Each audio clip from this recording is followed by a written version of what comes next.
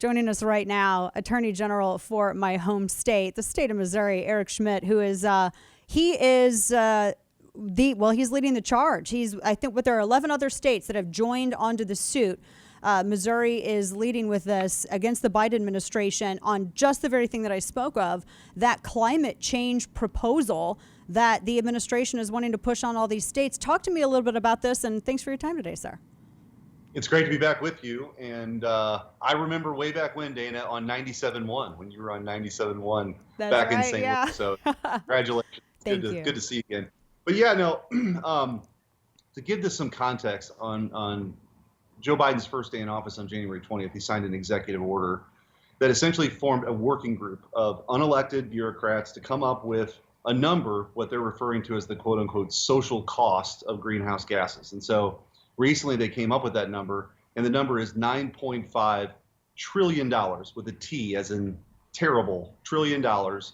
And what does that mean? It means that they seek to recoup. It's a blank check for all the federal agencies to recoup that money from the economy, because that's the social cost of greenhouse gases. And so that means that every household item, practically a dishwasher, a washing machine, a microwave, all those things become more expensive. Energy prices, everything goes up. We lose jobs. We crush innovation.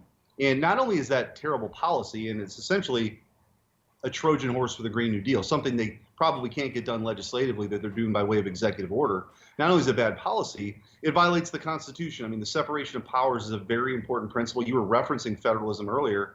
All of that was meant by the founders to diffuse power, right? So that no one person or no single branch or agency ever got too powerful, to protect liberty, individual liberty.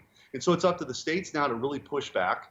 And this was unconstitutional. There's no law that gives the president the authority to do this. There's no law that allows these unelected bureaucrats to come up with these numbers that are going to harm the American people. And it's sort of part and parcel and a continuation, I think, of Joe Biden's betrayal of the American worker, because they're the ones who are going to be hit hardest by this. Yeah, it's always the worker, the American worker, and the American taxpayer that seem to have to come up and pick up the slack for these decisions from the administration. I wanted to ask you too about this as it relates to this coronavirus bill, and we were speculating. You know, we play lawyers on radio, Kane and I do, and the simulcast that people can see on the first.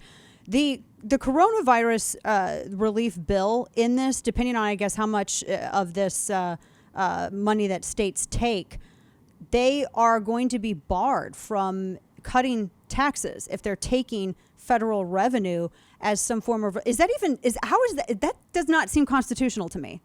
No, it's ridiculous. And actually, in a prior life in the legislature, led the charge on two of Missouri's biggest tax cuts in our history. And so you see states like Missouri and Texas and others trying to lower taxes. You see states like Illinois and California raising taxes, and you're starting to see people leave those states like New York. And so, you know, these states are supposed to be laboratories for democracy. Something like that wouldn't fly. But look, we're going to find out more and more. I mean, we've got this lawsuit on the social cost of carbon. We're challenging the Keystone Pipeline issue. We're 50 days in. Right? They have a radical agenda that Joe Biden has been sort of ordained to try to execute. And so this radical agenda by the left, we're going to be pushing back every step of the way, because they view this as their opportunity, right? Because with a 50-50 Senate and break the tie, that they're going to try to do everything they can legislatively, but if they can't, they'll do it by executive order, which again is not what the founders intended and why we're here. Yeah, it doesn't seem right that individuals, be they in Texas or Tennessee or in the state of Missouri, can't have any kind of input on something that so dramatically changes and impacts their life and livelihood. I mean, their economy at the most awful time to do this too, by the way, when everyone's trying to recover from the lockdown. Well, let's put that number in perspective. $9.5 trillion, okay, which is essentially this blank check they've given all these agencies to overregulate, is about half the U.S. economy. I mean, it's a staggering number. And a staggering infusion of bureaucratic nonsense that we're going to see. I mean, these bureaucracies are going to grow. They're going to find new and innovative ways to overregulate and penalize, American workers and industries. I mean, agriculture in Missouri is our number one industry, as it is in some other states too, particularly in the Midwest. You could theoretically, with what they've got in this executive order, with that social cost, you could not only you could eradicate the entire agricultural industry, but you're certainly going to make milk more expensive, eggs more expensive. The impact here can't be overstated because it touches literally every aspect of the American economy and every aspect of household decision items. And people are going to be lose their jobs right when we receive achieving energy independence. That's all that hard work that's been done by President Trump in the previous administration to lower those barriers for innovation, to deregulate, to open up our economy, to be energy independent so we're less reliant on foreign oil. All that stuff's being wiped away and we're only 50 days in. So I can just tell you here in Missouri, we're ready to lead that charge every step of the way. Yeah, I always question the logical consistency of those people. You mentioned the Keystone Pipeline and some of these other policies that and proposals that these, I guess, environmental people. I think there's a difference between conservation and environmentalism, obviously, but they say it's all about the betterment of for the betterment of the environment. But they're just simply talking about the means with which to transport oil. No one's stopping oil production. It's all about the means to transport. And when you look at whether it's the Paris Accord or even some of the stuff in this climate proposal from Biden, why in the world are we just giving more and more influence to the country that is the world's worst polluter and penalizing the United States, which has done more than any other country on the planet? Talking to Missouri Attorney General Eric Schmitt, done more than any other country on the planet to curb emissions, etc. It makes no sense. Well, and think about this too. We've had millions of souls lifted out of poverty in the last 150 years, right? I mean, if you want to get really historic about it, I mean, most people were kind of living in poverty for most of human existence of less than $2 a day. And what we've seen is, through innovation, through capitalism, more souls have been lifted out of poverty. And what you see here is a radical agenda. I mean, this $9.5 trillion, it's totally speculative, Dana. Like, they literally are trying to predict future conflicts decades and centuries ahead, migration patterns 100 years from now, and then pulling all that number into real-time dollars, present-day value. And it's going to really harm every industry: energy, agriculture, make things more expensive, reduce the standard of living, make it harder for working people to make ends meet. And what's the response we get from the climate czar, John Kerry? It's like, look, well, when the Keystone Pipeline was canceled, well, they can just, build solar panels. It's the equivalent of let them eat cake. I mean, it's just so out of touch and tone deaf. Yeah, we'll just build stuff using products that are monopolized by China. Whether it's HR1, whether it's climate, whether it's this coronavirus relief, have you noticed this unprecedented attack on states' rights with all of these proposals coming from the Biden administration? Yeah, you look at HR1. I mean, we're obviously united with 20 plus other attorneys general in our opposition to that because it really infringes on the Constitution. Sets forth, for states to be able to decide the time, place, and manner of their elections. And mentioned earlier that we're laboratories for democracy. And so all these things, it's almost like none of them took a civics class.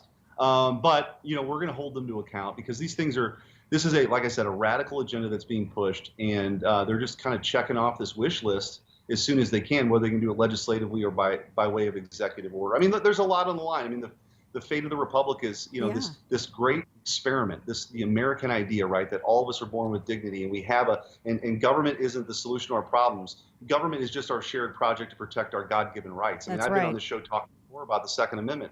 We are born with those freedoms, and government is just there to protect those rights. And so when you have people who don't understand that fundamental relationship, but what the role of government is, we have to stand up. We have to fight back. Right. Two questions for you. We're talking to Missouri Attorney General Eric Schmitt.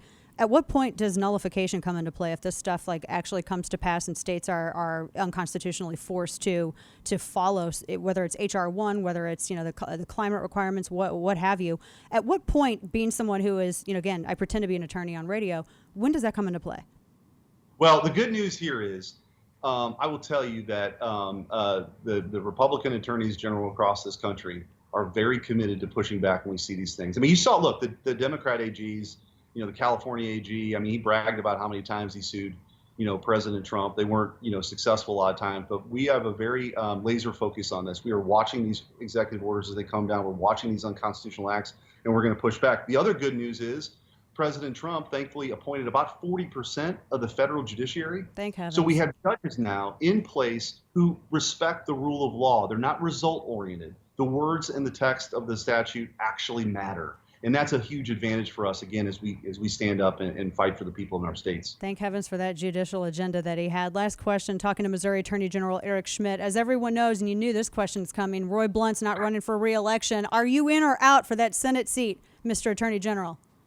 Well, I'm seriously considering it, and in that process Sounds of like talking to friends. And I've gotten a lot of, supporters reaching out and, prayerfully considering that. But look, Washington, D.C. needs more fighters, and we need people, conservatives are going to stand up. All those levers of power right now are controlled by the left in Washington, D.C. So we need conservative fighters in Washington, D.C. So we'll go through that process, and I'm certainly strongly considering it. Well, I hope that when you do make a consideration, you join us on the program, and we can make that announcement and keep us updated as to what the progress on your decision, what that's going to be. Missouri Attorney General Eric Schmitt, sir, thank you so much for your time this afternoon. Good to see you. It's great to be with you again, Dana.